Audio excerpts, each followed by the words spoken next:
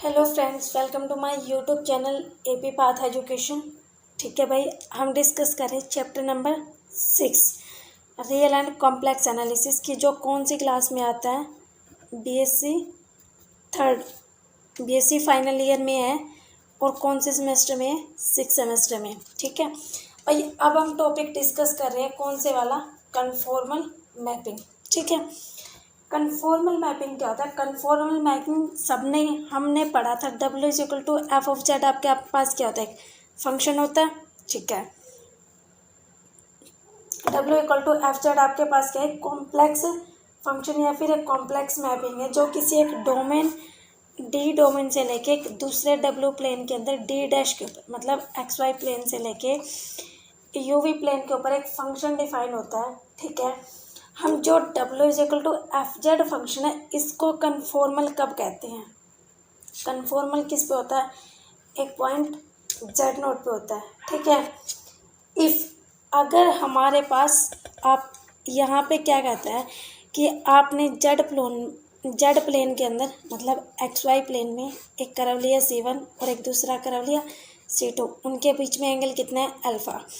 अगर हम W is equal to F Z एक मैपिंग अप्लाई करें, तो आपके पास W प्लेन के अंदर C1 मैप करता हो C1 डैश पे, और C2 मैप करें C2 डैश के ऊपर, और किस पॉइंट के ऊपर मिले वो? W नोट पॉइंट पे। किस प्लेन में? UV प्लेन में। मतलब एक ऐसी मैपिंग मिलनी चाहिए जो आपको जेड प्लेन से W प्लेन के अंदर आपका जो कर्व है, मतलब कि जो आपका प्रेजर्वेशन करें, मतलब आपकी sense of rotation as well as magnitude, मतलब आपकी जो कर्व है वो पहले C1 था फिर C2 था। मतलब आपने जो एफ जेड मैपिंग अप्लाई की, उसने C1 को C1 डैश पे मैप कर दिया और C2 को C2 डैश पे। कितने एंगल में? अल्फा 2 एंगल से। लेकिन उसकी रोटेशन चेंज नहीं हुई, मतलब उसकी जो रोटेशन जेड प्लेन में थी वो किस में है? As it is W plane के अंदर। ना ही उसका मैग्नीट्यूड चेंज हुआ, ना ही उसकी रोटेशन चेंज हुई। कन्फॉर्मल मैपिंग वही मैपिंग होती है जो आपके sense of rotation as well as magnitude of the angle same रखे, उसको आप क्या कहते हो? Conformal mapping. ठीक है, आपके पास एक आती है आइसोगोनल मैपिंग। ठीक है, आइसोगोनल मैपिंग किसे कहते हैं? आइसोगोनल मैपिंग क्या करते हैं? जो सिर्फ मैग्नीट्यूड ऑफ एंगल को सेम रखती है, मतलब जो मैग्नीट्यूड होता है किसका? एंगल का। अगर आपके एंगल का मैग्नीट्यूड सेम है और जो रोटेशन है वो क्या हो जाए? आपकी चेंज हो जाए, तो उसको आप क्या कहते हो? Isogonal mapping. आपके पास एक थ्योरम दे रखे है, उसमें क्या कह रखा है? The necessary and sufficient condition for the transformation, necessary and sufficient condition for the transformation fz to be conformal is that fz is analytic and fz derivative is equal to 0।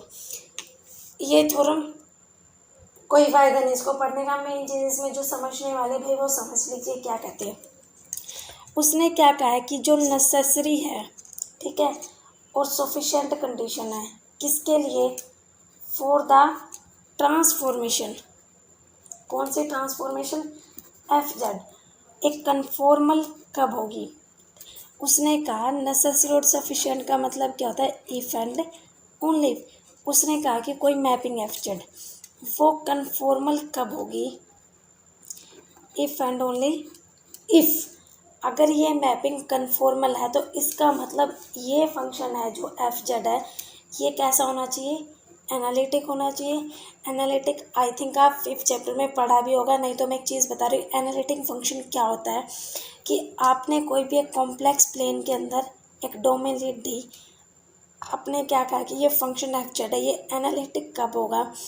जब ये function इस domain की, इस point Z के around ऐसी बहुत, मतलब एक ऐसी नेबरहुड एग्जिस्ट कर जाए जिसके हर पॉइंट के ऊपर फंक्शन कैसा हो? डिफरेंशिएबल हो। तो उस पॉइंट के ऊपर हम उस फंक्शन को क्या कहते हैं कि वो फंक्शन कैसा होगा? आपका एनालिटिक फंक्शन होगा। अगर आपका फंक्शन कन्फॉर्मल है तो इसका मतलब वो फंक्शन कैसा होगा? एनालिटिक होगा एंड उस फंक्शन का डेरिवेटिव उस पॉइंट के ऊपर कैसा होना चाहिए, नॉन ज़ीरो।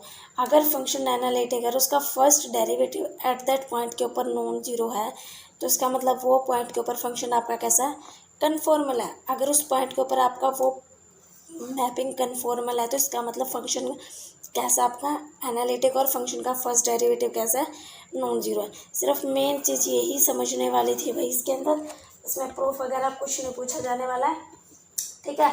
तो हम नेक्स्ट चलते हैं आपकी जो क्या दे रखी है, लीनियर ट्रांसफॉर्मेशन। लीनियर ट्रांसफॉर्मेशन मैं बता चुकी हूँ क्या होती है। लीनियर ट्रांसफॉर्मेशन जो किस टाइप की होती है, W is equal to alpha Z plus B type की होती है। ये आपकी एक लीनियर ट्रांसफॉर्मेशन होती है। मैंने पिछले वीडियो में बताया था ये 3 टाइप की होती है, ट्रांसलेशन, रोटेशन और क्या बताई थी, एक मैग्नीफिकेशन, ठीक है भाई। अब हम चलते हैं नेक्स्ट टॉपिक पे जो मोस्ट इम्पोर्टेंट है। आगे आपके कोई भी मैथ्स पढ़ोगे, जिसको मैथ्स पढ़ना है, एमएससी मैथ्स करनी है, एमफिल करनी, पीएचडी करनी, कुछ भी करना है, तो कॉम्प्लेक्स एनालिसिस में आपको हर जगह क्या मिलेगा, मोबियस ट्रांसफॉर्मेशन, ठीक है।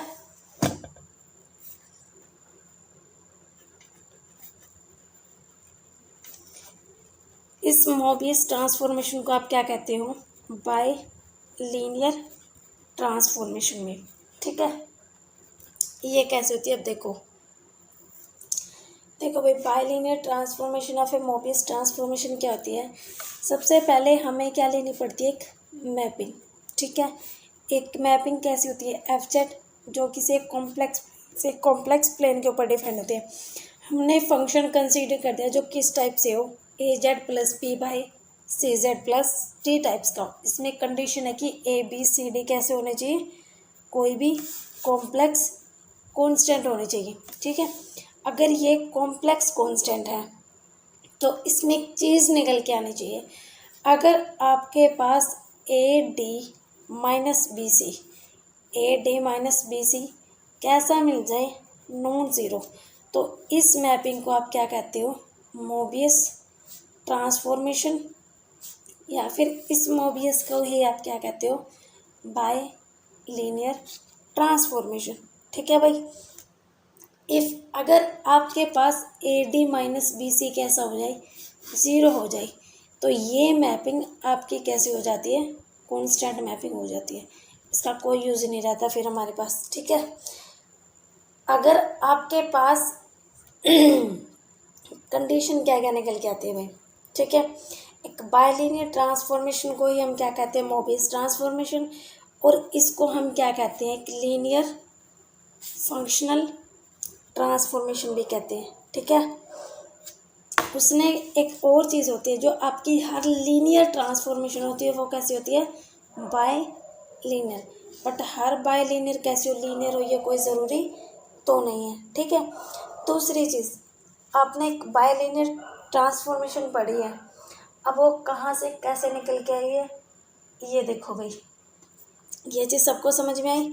अब आपके पास मेन क्या है कि आप दो बाय लीनियर हैं, आपने क्या मान ली, F Z is equal to A Z plus B by C Z plus D. आपने एफ जेड को क्या कंसीडर कर दिया, डब्ल्यू, एक W1 कंसीडर किया और एक W2, दो बाय लीनियर ट्रांसफॉर्मेशन ले ली।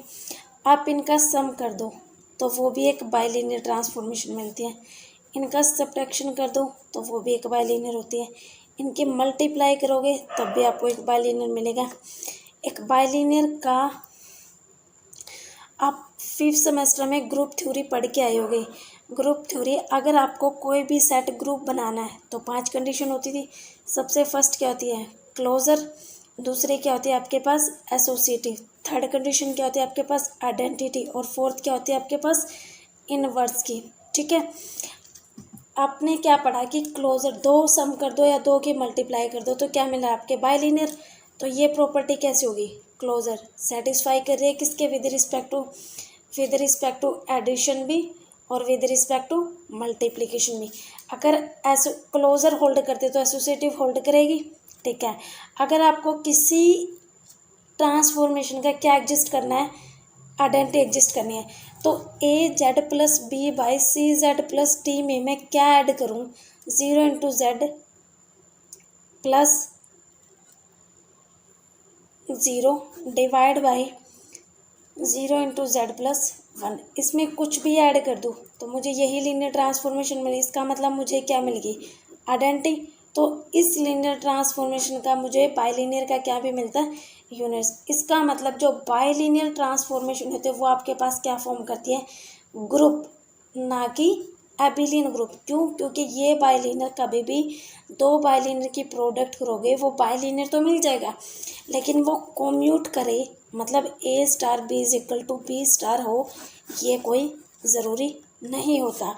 ठीक है, अब आपके पास मेन चीज़ क्या निकल के आती है भाई, वो चीज़ देखो। अब आपके पास मेन क्या होता है, सेट ऑफ बाइलीनियर ट्रांसफॉर्मेशन क्या फॉर्म करता है, non abelian group under the product of transformation, मतलब कंपोजिशन के विद रिस्पेक्ट टू आपका क्या बनाता है, एक ग्रुप। अब हम पढ़ रहे हैं क्रिटिकल पॉइंट। क्रिटिकल पॉइंट क्या था, W is equal to A Z plus B by C Z plus D. आपने एक लीनियर ट्रांसफॉर्मेशन ली, अब इसके क्या निकालने, क्रिटिकल पॉइंट। हार्मोनियस ट्रांसफॉर्मेशन क्या कहते हैं, अगर आप जेड प्लेन से कोई पॉइंट लेते हो तो क्रिटिकल पॉइंट क्या था, W is equal to A Z plus B. देखो भाई हमने क्या पढ़ा, W is equal to A Z plus B by C Z plus D. हमने क्या बनाना है, क्रिटिकल पॉइंट। अगर हमने जेड की वैल्यू यहाँ पे क्या पुट कर दी, 0, तो 0 पुट की तो क्या हुआ, बी बाई डी। आपके पास एक नंबर मिल के आ गया, लेकिन ऐसा कुछ नहीं हुआ। अगर हम दोनों में से जेड कॉमन लें तो A plus B by Z by C plus D by Z. ठीक है, अगर हमने जेड की वैल्यू को क्या पुट किया, 0, तो something upon 0 infinity, something upon 0 infinity, और ये भी क्या होगा, इन्फिनिटी। तो पूरी टर्म कैसे मिल गई आपको, इन्फिनिटी। इसका मतलब नो डिफाइन। क्रिटिकल पॉइंट वो पॉइंट आपका क्रिटिकल पॉइंट होता है जिसके ऊपर फंक्शन की वैल्यू आपको क्या मिल जाए, फंक्शन का फर्स्ट डेरिवेटिव कैसे हो आपका, 0 हो। ठीक है, मतलब एक सिंपल सी डेफिनेशन बता रही हूँ मैं क्रिटिकल पॉइंट की, वो आपके यहाँ पे नहीं है, लेकिन अगर किसी को लिखनी हो तो लिख लेना। If a complex function, if a complex function f is analytic at a point, अगर कोई एक कॉम्प्लेक्स फंक्शन और वो एनालिटिक है किसी पॉइंट जेड नोट के ऊपर, एंड इफ़ फंक्शन का first derivative at that point पे क्या हो जाए, 0 हो जाए, तो जेड नोट पॉइंट आपका कैसा होगा, क्रिटिकल पॉइंट होगा। और ये दो क्रिटिकल पॉइंट आप याद रखिए।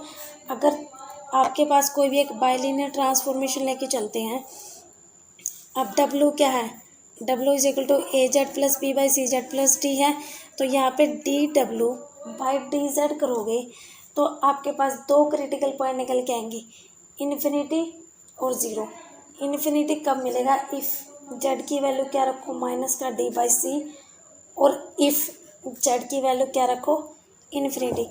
मतलब इसका आप डेरिवेटिव करके देखोगे, ये अभी पढ़ने की कोई ज़रूरत नहीं भाई, प्लीज़। अगर एग्ज़ाम है तो एग्ज़ाम के पॉइंट ऑफ व्यू से पढ़िए। अगर आप ये फंक्शन लेते हो तो इसका डेरिवेटिव करके देखो। इसके डेरिवेटिव करने के बाद आपके पास, मैंने क्या कहा था, फंक्शन का फर्स्ट डेरिवेटिव क्या आना चाहिए, 0 एट दैट पॉइंट के ऊपर। तो इसका मतलब ये दो ऐसे पॉइंट हैं जेड के जो आप पुट करोगे जिसके ऊपर फंक्शन की वैल्यू आपको ये मिलेगी, तो ये पॉइंट आपके कैसे होते हैं, क्रिटिकल पॉइंट होता है। उससे नेक्स्ट आपके पास निकल के आता है फिक्स पॉइंट क्या है। ठीक है, हम बात करें किसकी, फिक्स पॉइंट की। फिक्स पॉइंट आपके पास होता क्या है, सिंपल सी बात जानिए।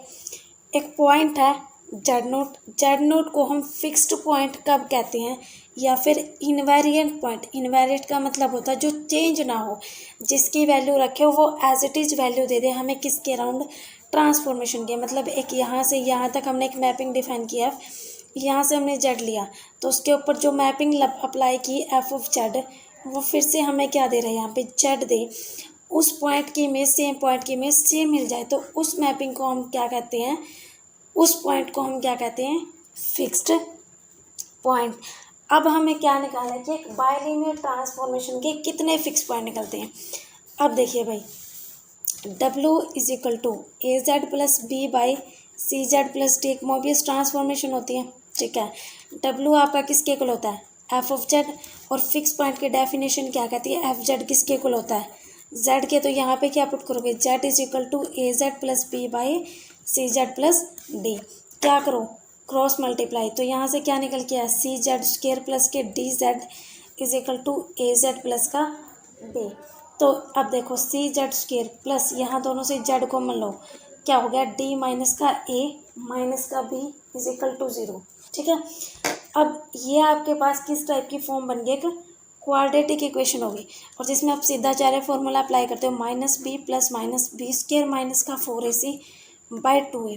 तो यहाँ से आपके पास जेड की कितनी वैल्यू निकल के आएंगी, 2 वैल्यू निकल के आएंगी। देखो कैसे निकलेंगे, अब क्या करते हैं, बी की वैल्यू आपके पास क्या है, यहाँ से जेड की वैल्यू निकालेगा ना, माइनस का डी माइनस का A plus minus D minus A का होल स्क्वायर प्लस माइनस लिखते हैं ना B square minus 4ac minus 4 into A की वैल्यू क्या सी और सी की वैल्यू क्या माइनस के बी, और डिवाइड में क्या लिखते हैं 2 इंटू सी, ठीक है। तो इसको आप क्या लिखोगे, माइनस का, इसको अंदर ले जाओ, माइनस माइनस प्लस हो जाएगा, तो ए माइनस डी हो गया, प्लस माइनस इसको स्क्वायर खोल दो भाई, डी स्क्वायर प्लस का ए स्क्वायर प्लस का 2ad माइनस का 2ad minus minus plus 4bc divide by क्या होगा 2c। ये आपके पास क्या है, डिस्क्रिमिनेंट। अब आपने एक चीज़ पढ़ा होगा, डिस्क्रिमिनेंट। डिस्क्रिमिनेंट क्या है आपके पास, यहाँ से डी की वैल्यू लिखो, ए माइनस डी का होल स्क्वायर प्लस के 4bc। अब हमने एक कंडीशन लगा दी, इफ़ अगर आपके पास सी की वैल्यू 0 हो जाए और डी की वैल्यू कैसी हो, नॉन ज़ीरो, सी की वैल्यू कैसी है 0, तो ये पूरी टर्म 0, और डी की वैल्यू कैसी है यहाँ से नॉन ज़ीरो। तो हमें एक बाइलिनियर ट्रांसफॉर्मेशन लेके चले थे, A Z plus B by C Z plus D. यहाँ से क्या लिखा, सी की वैल्यू 0, डी की वैल्यू नॉन ज़ीरो, सी की वैल्यू 0, तो डब्ल्यू किसके इक्वल निकल के आए, A Z plus B by D के इक्वल निकल के आए। तो इसको आप कैसे लिख सकते हो, A by D into Z plus B by D, ठीक है। तो ये हमें क्या फिक्स पॉइंट देगा, फिक्स पॉइंट क्या होता है कि W is equal to A by D Z plus B by D, ठीक है। तो क्या करो, यहाँ से एलसीएम लोगे, तो एलसीएम लेके क्या करो, यहाँ पे वैल्यू क्या मिलनी चाहिए आपको, z, तो z is equal to A by D Z plus B by D, इस तरफ मल्टीप्लाई कर दो d की, तो D Z is equal to A Z plus B, इसको इस तरफ ले आओ, तो d minus A into Z is equal to B, तो z की वैल्यू यहाँ से क्या निकल के b by D minus A. तो ये आपके पास क्या निकल के आ गया, एक फिक्स्ड पॉइंट। हमने एक कंडीशन लगा दी सी के ऊपर, 4 कांस्टेंट हैं, तो हम कंडीशन लगाएंगे कि हमें कितने फिक्स पॉइंट मिल सकते हैं, किसके, एक बाइलिनियर ट्रांसफॉर्मेशन के। और एक चीज़ बता दें, हमें बाइलिनियर ट्रांसफॉर्मेशन के एट मोस्ट 2 फिक्स पॉइंट मिलते हैं एक्सटेंडेड कॉम्प्लेक्स प्लेन के अंदर। एक्सटेंडेड कॉम्प्लेक्स प्लेन क्या होता है, जिसे आप सी इन्फिनिटी कंसीडर करते हो। इन्फिनिटी आपका एज ए पॉइंट की तरह काम करता है, अपनी स्टीरियोग्राफिक प्रोजेक्शन पढ़ी होगी, जिसमें आपको ये बताया जाता है कि कोई माइनस इन्फिनिटी नहीं होता, कोई प्लस इन्फिनिटी होता है, सिर्फ एक इन्फिनिटी नंबर होता है, ठीक है। तो एक याद रखना कि किसी भी बाइलिनियर ट्रांसफॉर्मेशन के पास एट मोस्ट 2 फिक्स्ड पॉइंट होते हैं, ठीक है भाई। अब दूसरा हम क्या कंडीशन लगाते हैं, इफ अगर हमारे पास ए माइनस डी कैसा हो जाए, नॉन ज़ीरो हो जाए, तो इसका मतलब अगर A minus D non zero है तो वी हैव 1 फिक्स पॉइंट, किसके ऊपर, Z is equal to infinity के ऊपर। अगर आपके पास ए माइनस डी कैसा हो जाए, नॉन ज़ीरो हो जाए, या फिर ए माइनस डी आपका कैसा हो जाए, ज़ीरो। अगर नॉन ज़ीरो या फिर ज़ीरो है, अगर ज़ीरो हो गया तो ये वाली वैल्यू आपकी क्या होगी, ज़ीरो, और ये भी ए माइनस डी कैसा है, ज़ीरो। तो बचा क्या आपके पास 4c माइनस बी, और नीचे क्या 2c। तो यहाँ पे आपके पास सिर्फ एक ही फिक्स पॉइंट बनता है, और वो फिक्स पॉइंट क्या है कि सिर्फ फंक्शन के पास इन्फिनिटी पुट करने पर इन्फिनिटी फिक्स पॉइंट मिलता है। तो इसका मतलब 2 ही चीज़ याद रखिए कि एक बाइलिनियर के पास सिर्फ 2 फिक्स पॉइंट होंगे, ठीक है। फर्स्ट में क्या कहता है भाई, देखो भाई मैं इंपॉर्टेंट पॉइंट बता रही हूँ जो आपके समझने के लिए हैं, बाकी कितना भी कर लो पॉइंट मेन है वही समझने होते हैं। Show that the generally there are the two value of Z as a fix point for which W is equal to Z but there is only one if. वो कह रहा है कि वैसे तो बाइलिनियर के पास 2 फिक्स पॉइंट होते हैं, लेकिन अगर a माइनस टी का square plus 4b equal to 0 हो जाए तो उसके पास सिर्फ क्या होता है, एक ही फिक्स पॉइंट होता है। अभी हम क्या पढ़ के आए थे, Z W is equal to A Z plus B by C Z plus T, A D minus B C कैसा होना चाहिए, नॉन जीरो, तभी तो एक मोबियस ट्रांसफॉर्मेशन होती है। फिक्स पॉइंट की कंडीशन क्या होती है, एफ जेड हमें क्या देता है, जेड ये रखा था, ये इक्वेशन बनाई थी, सीधा जा रही फॉर्मूला निकाला था अभी। तो उसने क्या कहा कि अगर आपकी ये वाली वैल्यू 0 हो जाए तो ये 0 होगी, तो बचा क्या आपके पास a minus T by 2c। तो इसका मतलब a minus T by 2c सिर्फ आपके पास क्या बचा, एक सिंगल फिक्स पॉइंट बचा। सेकंड क्या कहता है, prove that if there are the two distinct fix point Q and R the transformation में बी ऑफ द फॉर्म।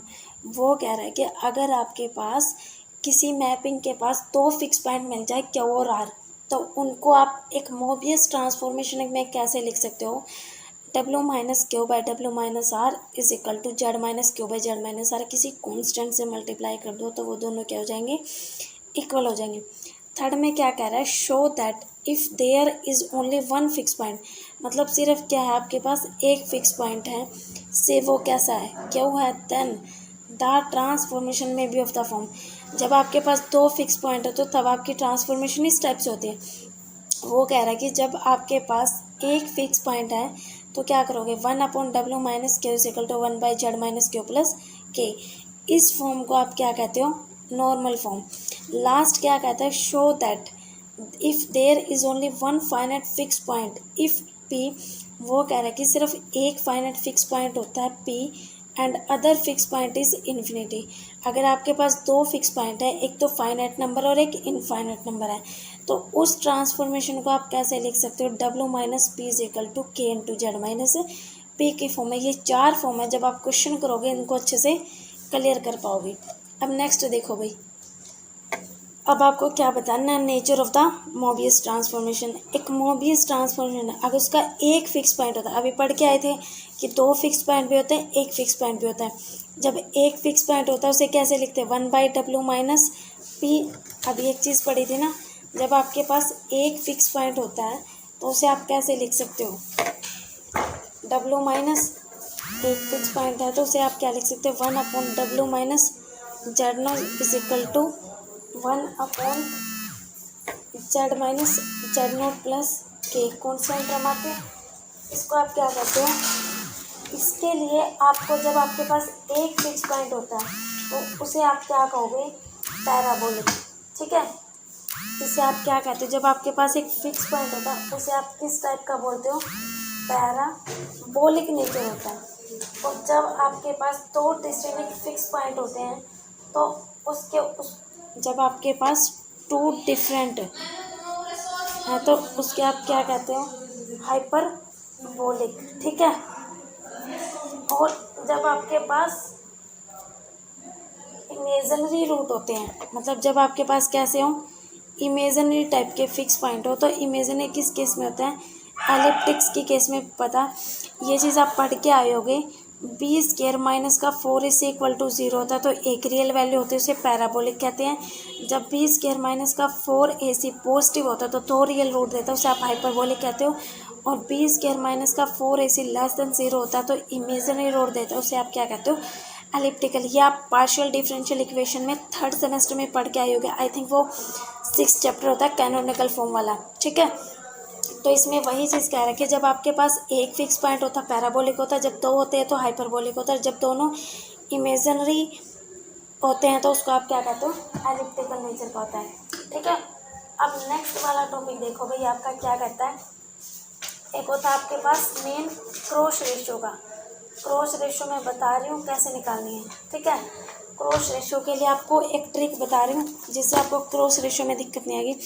अगर आपके पास 4 पॉइंट है, Z1 Z2 Z3 Z4, चारों के चारों आपके पास क्या है, कॉम्प्लेक्स में हुआ है, और आपको क्या निकालनी हो जाए, क्रॉस रेशियो। तो क्रॉस रेशो कैसे निकालते हैं, नीचे से स्टार्ट करिए, Z1 minus Z2, Z1 minus Z2, और फिर कहाँ पे जाओगे, Z2 माइनस Z3, और फिर वापस आई Z3 माइनस Z4, और फिर वापस जाइए Z4 माइनस Z1।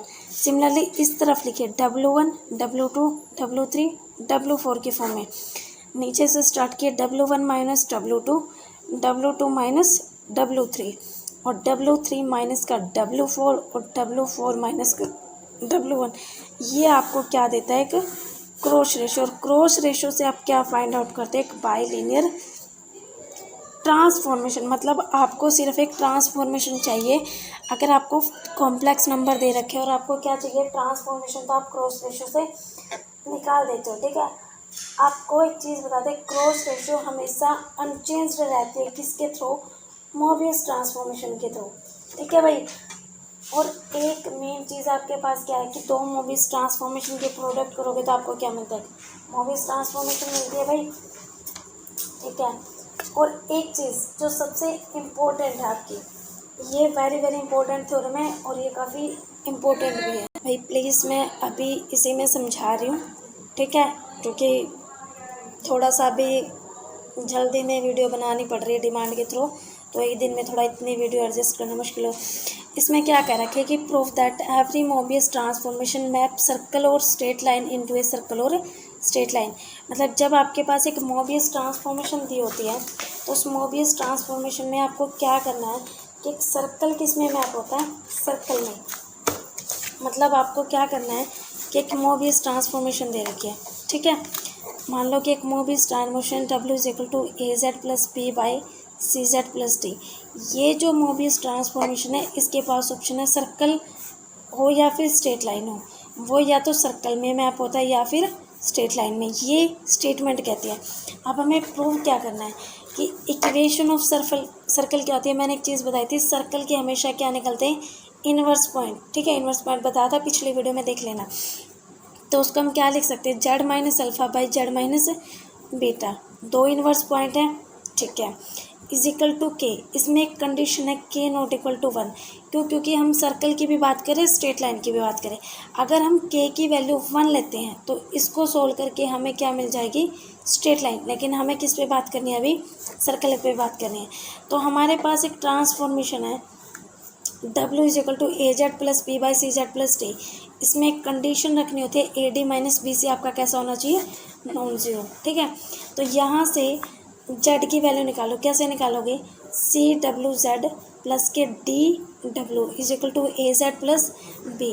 Z की टर्म एक तरफ लिखो तो क्या होगा, CWZ माइनस का AZ is equal to B minus के DW। Z कॉमन लिया तो CW माइनस का A is equal to B minus DW। तो यहाँ से Z की वैल्यू निकालो तो इसको क्या लिखोगे, माइनस का DW प्लस का B बाई CW माइनस का E। तो ये Z की वैल्यू आपके पास क्या निकल के आई, एक नई लीनियर ट्रांसफॉर्मेशन निकल के आ गई। ठीक है, तो अब आप क्या करो कि जब आपके पास एक सर्कल की इक्वेशन में लेके आनी है तो इसको क्या करोगे, यहाँ से अल्फ़ा माइनस करोगे, ऊपर यहाँ से क्या माइनस करोगे, बीटा। तो इसमें क्या होगा, Z इज इक्वल टू, तो इसको कैसे लिखोगे, माइनस का DW प्लस के B माइनस के अल्फ़ा डिवाइड बाई, सॉरी हाँ इसको लिखोगे भाई माइनस के DW plus B by CW minus का A डिवाइड बाई अल्फ़ा, और नीचे भी माइनस का DW plus B by CW minus A minus के बीटा इज इक्वल टू क्या लिखोगे, कांस्टेंट।